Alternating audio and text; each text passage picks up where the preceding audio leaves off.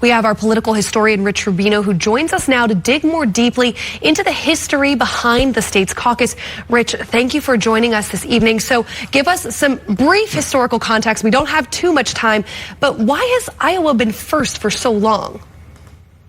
The short answer is happenstance. Basically, in 1968, there were riots at the convention, the Democratic National Convention in Chicago, in part because Hubert Humphrey won the nomination. He didn't even announce his presidential candidacy until April 27th of that year. So basically, Eugene McCarthy supporters who had won many of the primaries were very upset about that. So they designed a commission, and part of what they said in that commission was that each state should have caucuses and primaries. The caucuses should be well before the convention. And that year, it was a brainchild, really. Gary Hart, who ran George McGovern's campaign, saw that Iowa was going to go first, mostly because they didn't have hotel rooms. So that hotel rooms when they're going to have their conventions, they had it earlier. So he said, let's make George McGovern, who is basically who's very much an underdog. He worked for George McGovern. He was his campaign manager. Let's focus on Iowa. So they did. And all of a sudden, George McGovern comes in third place in Iowa. And the next day, there gets a lot of media attention from all over the country. Said, how did George McGovern do it? He was a 200-to-1 long shot, goes on to win the nomination.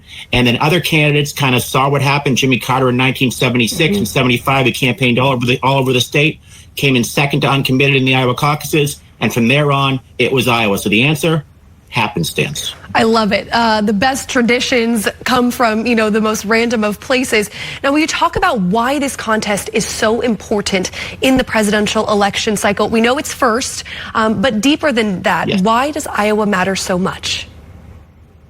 I think it matters because it's a winnowing process. Essentially, what happens in history is that whoever comes in the top three in Iowa get a boost. You then go on to New Hampshire. You then go on to South Carolina. But that being said, there are certainly criticisms of it. For example, and there are candidates who haven't participated. Al Gore in 1988, for example, said that it awards ideological purity rather than intellectual honesty. Now, in 2000, he decided to run. When he ran for president the second time, he kind of he upended that and he ran. He said, I made a mistake, and now Iowa is very important.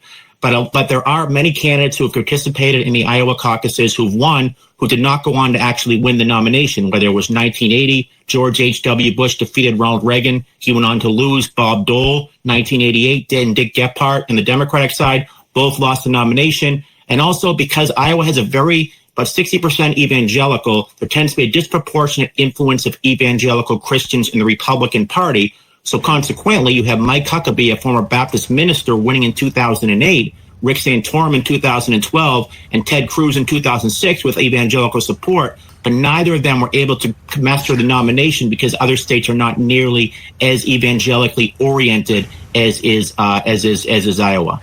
I think it's also interesting that $1 out of every $2.50 that's been spent on TV ads in 2024 so far has gone to Iowa. So much money and time goes into advertising in Iowa. Now, for the GOP, the Iowa caucus has come with some bumps in the road over the past several elections. Mitt Romney was wrongly declared the winner in 2012. 2016 had issues for the Democrats between Bernie Sanders and Hillary Clinton. And in 2020, reporting mechanisms failed. Phone lines were overwhelmed.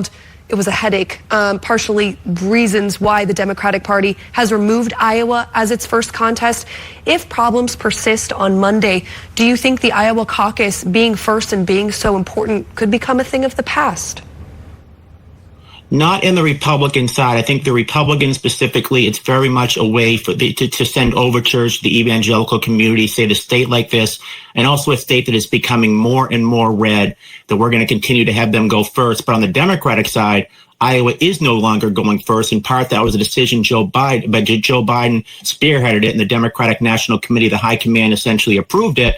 And Joe Biden, part of it was because when he ran in 2000, this I guess would show the irrelevance of the caucuses. In 2020, he lost Iowa, he lost New Hampshire, he lost Nevada. Then it came down to South Carolina, basically his showdown state. He won South Carolina, and from there he garnered momentum, and he goes on to win the Democratic presidential nomination. But part of it is, you can defend Iowa Democrats, but they know that Iowa is no longer a swing state, so it's not necessarily that important to the fold for Joe Biden and certainly for the Democratic Party.